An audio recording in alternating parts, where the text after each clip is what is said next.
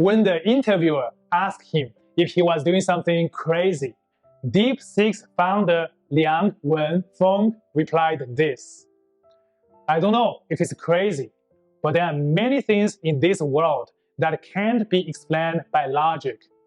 Just like how some full-time programmers also zealously contribute to open source communities.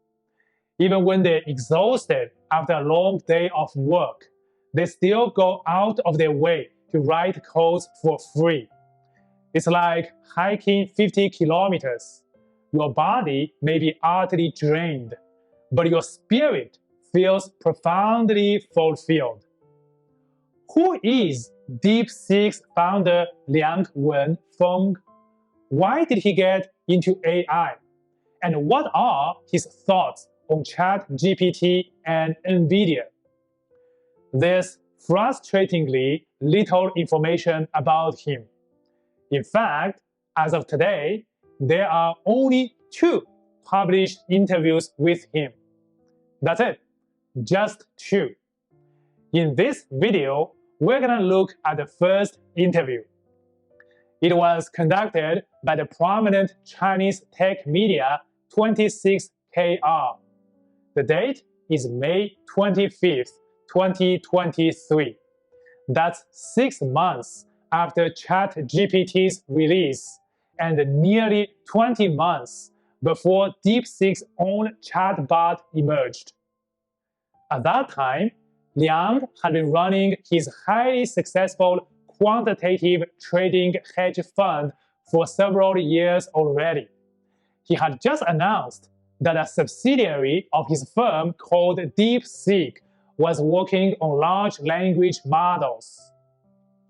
Most people, including the interviewer, were probably more perplexed by his ambitions than believing that he may actually achieve something groundbreaking.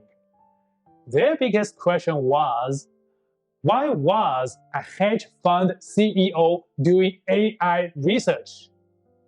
To that question, Liang said, "We are working on large language models, which are not directly related to quantitative trading or finance." Many of our company's core members had a background in AI. Back then, we explored different scenarios and eventually chose the sufficiently complex field of finance. Artificial general intelligence is one of the next most challenging endeavors. So for us, it's a question of how to do it rather than why to do it.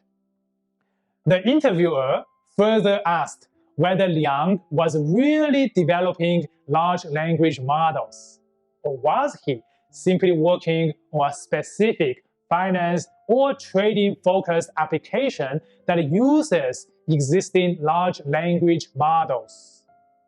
To that, Liang clarified, "Our ultimate goal is to build artificial general intelligence, aka AGI.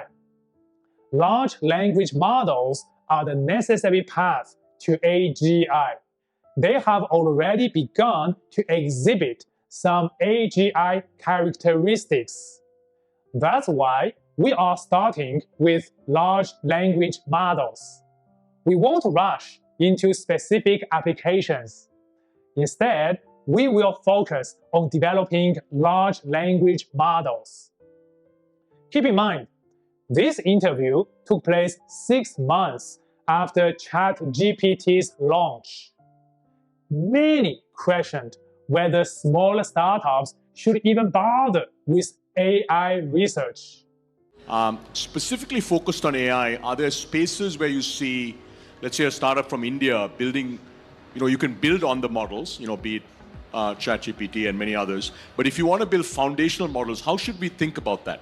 Where is it that a team from India, 3 super smart engineers with, not 100 million, but let's say 10 million, could actually build something truly substantial? Look, the way this works is we're going to tell you it's totally hopeless to compete with us on training foundation models. You shouldn't try, and it's your job to try anyway. And I believe both of those things. Well, Liangwenfeng didn't buy into that sense of hopelessness. In the interview, he explained, currently, it's difficult for both large companies and startups to establish a dominant technological advantage over their competitors in a short period of time. Thanks to the roadmap OpenAI showed us, and because everyone is building on publicly available research and codes, both large companies and startups will have developed their own large language models by next year at the latest. He further stressed, our goal is clear. We don't work on verticals or applications, but on research and exploration. Why research and exploration? Why not something more tangible? Liang's answer may surprise you. He talked about both his long-term and short-term goals. Quote, it's driven by curiosity. In the long term, we want to test some hypotheses. For example, we believe that the essence of human intelligence might be language, and that human thinking may be a linguistic process. What you perceive as thinking might actually be your brain creating language. This suggests that human-like AGI could emerge from large language models. In the short term, GPT-4 still has many unsolved mysteries. As we replicate it, we will also conduct research to uncover its secrets. Notice that DeepSeek founder Liangwenfeng didn't shy away from admitting that he's drawing inspiration from OpenAI and chatgpt. Actually, as we saw, he went even further. He said that his starting point is replicating GPT-4. I'm also quite impressed that Liang's motivation to create DeepSeek seems to be rooted in an insatiable curiosity, a relentless desire to know more, just for the sake of knowing more. Apparently, it was this curiosity that led Liang to start acquiring nvidia's GPUs early on. Here are his own words. It was a gradual process, from a single GPU at the beginning to 100 in 2015, 1,000 in 2019, and eventually 10,000. Before we had a few hundred GPUs, we relied on IDC hosting. But as our scale grew, hosting could no longer meet our needs. So we started building our own data centers. Many people assumed there's some hidden business logic behind this. But in reality, it was mainly driven by curiosity. The code continues. It's a curiosity about the boundaries of AI capabilities. For outsiders, the current wave of ChatGPT has been particularly impactful. But for insiders, AnnexNet in 2012 had already ushered in a new era. Although specific technical directions have constantly evolved, the combination of models, data, and computing power has remained constant. Especially after OpenAI released GPT-3 in 2020, the direction had become clear: the need of massive computing power. Later in the interview, Liang admitted that he's been buying GPUs and building computing power as early as 2012. Here are his words. For researchers, the thirst for computing power is insatiable. After conducting small-scale experiments, there's always a desire to scale up. We consciously strive to deploy as much computing power as possible. Maybe A truly exhilarating endeavor cannot be measured by monetary returns. It's like buying a piano, partially because you can afford it, but more importantly, because there's a group of people eager to play music on it. Wow! Hoarding expensive GPUs just to satisfy one's curiosity about the boundaries of AI capabilities. Now, that's some serious curiosity right there.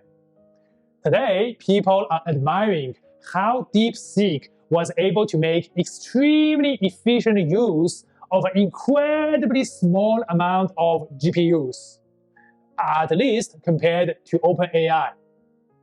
But back when this interview was published in May 2023, Liang had to emphasize his impressive arsenal of GPUs just to prove that he was serious about pursuing his curiosity in AI.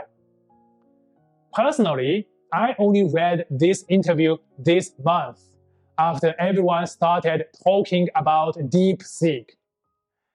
Had I read it when it was first published, I would have admired Liang's curiosity. But I would have also dismissed him as naive, idealistic, and potentially crazy. Thank you so much for watching this video. In the next video, we're going to go over Liang's second interview, given in July 2024. That's much closer to DeepSeek's release and contains some really interesting insights. See you next time.